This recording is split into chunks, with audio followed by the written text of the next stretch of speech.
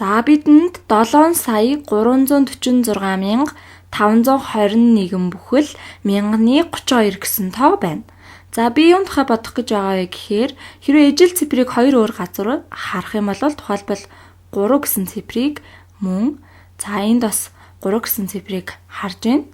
За зүүн талд байгаа 3 баруун талын 3-аас хэр зэрэг их вэ? За үүнийг бодохын тулд бид тооны оронгийн утгын тухай сэргээ санах хэрэгтэй. Иймээс бүх орон дээр байгаа утгуудыг бичье. За энд байгаа энэ нэгжийн орон. За одоо баруун тийш шилжиж болно. Баруун тийш нэг орон шилжснээр орон бүр өмнөх орныхоо 11-ийг илэрхийлж байгаа. За эсвэл чи баруун тийш шилжихдээ 10 тухайж болно. За энэ нэгжийн орон энэ бол 10-ны орон.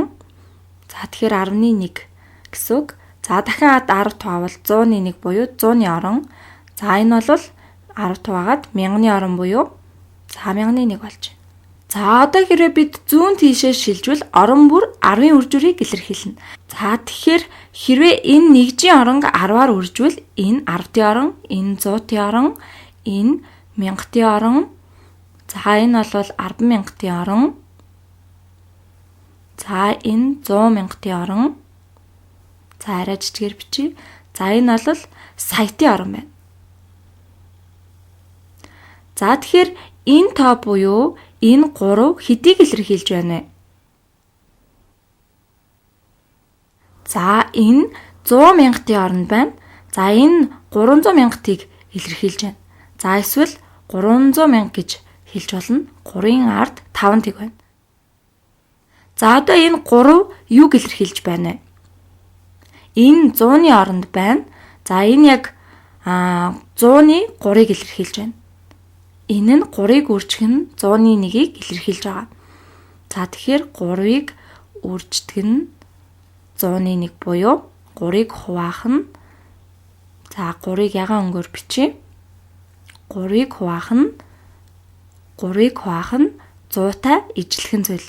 За тэгэхээр энэ маань 0,3-тай ижлэх болно. За эдгээр нь бүгд эквивалент өгүүлбэрүүд. За одоо өөрсдийн жинхэнэ асуултандаа хариулъя. Энэ 3 нь тэнд байгаа 3-аас хэр зэрэг их вэ? За үүнийг бодохны арга нь энэ 3-ыг энд байгаа 3-ын хажууд авчрахын тулд хэдээр үржүүлэх хэрэгтэй вэ? За үүнийг бодох өөр нэг арга нь болохоор орны утга руу шууд харах хэрэгтэй. За орон шилжих бүртээ 10-аар үржүүлэх нь за зүүн тишээ нэг оронгоор шилжихтэй ижил. За бид 10-аар 1 2 3 4 5 6 7 удаа үржүүлэх нь. За ийм 7 удаа 10-аар үржих юм бол за би үүнийг бичье. За 10-аар 7 удаа үржвэл үүнтэй тэнцүү болгоно. За үүнийг дахиад бичье. За 300,000 нь 100-ны 3-тай тэнцэхийн тулд за би ижил аргаар бичье. За 100-ны 3-ыг 10-аар 7 удаа үржих юм бол за үржих нь 10 үржих нь 10, үржих нь 10, үржих нь 10, үржих нь 10, 1, 2, 3, 4, 5. За ахаад 10, ахаад 10. За ингэх юм бол юу болох вэ гэхээр за энэ нь 100-ны 3-ыг үржих нь 1-ийн ард 1, 2, 3, 4, 5, 6, 7 тэг. За иймд энэ нь 100-ны 3-ыг үржих нь 100-ны 3-ыг үржих нь 10 сая болох нь. За тэгэхээр энэ нь 300,000-тай тэнцэх болов. За тэгэхээр хэрвээ 10 саяыг 100 хуваах юм бол 10 саяыг 100 хуваавал за би чамайг 10 саяыг 100 хуваах юм бол хувааж үзэн тийм ээ. За би чамайг Бутархайн хүртүрт 10 сая хуваарь 100 өгнө гэж хэлнэ гэж таамаглаж байна. За хэрвээ яг энэ шиг үрдсэн бол үүнийг 3-ыг хуваах нь 100, үржих нь 10 саяыг хуваах нь 1 гэж үзнэ. За хүртүрийг 10-д хуваавал за чи эдгээр 2 тгээс сална гэсэн үг. За хуваарийг 100-д хуваавал энчээ байгаа 100-г хайна гэсэн үг. За мөн зүүн талд 3-ыг үржих нь одоо бид энд таслал дээр анхааралтай байх хэрэгтэй. За учир нь бид 2 тгийг устгасан тул таслал нь өөр ах болно. За энэ 3-ыг үржих нь би таслалаа баруун талд тавина. За яг энэ шиг ингээд 300,000 нь хялбарчлагдаад 3-ыг үржих нь 10,000 боллоо.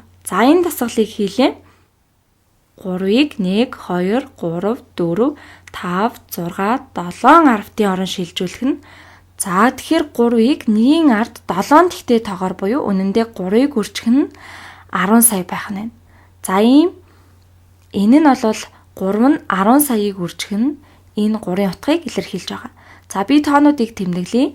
За тэгэхээр иймд энэ 3 нь 10 саяыг үржих нь энэ 3-ын утга байх нэ.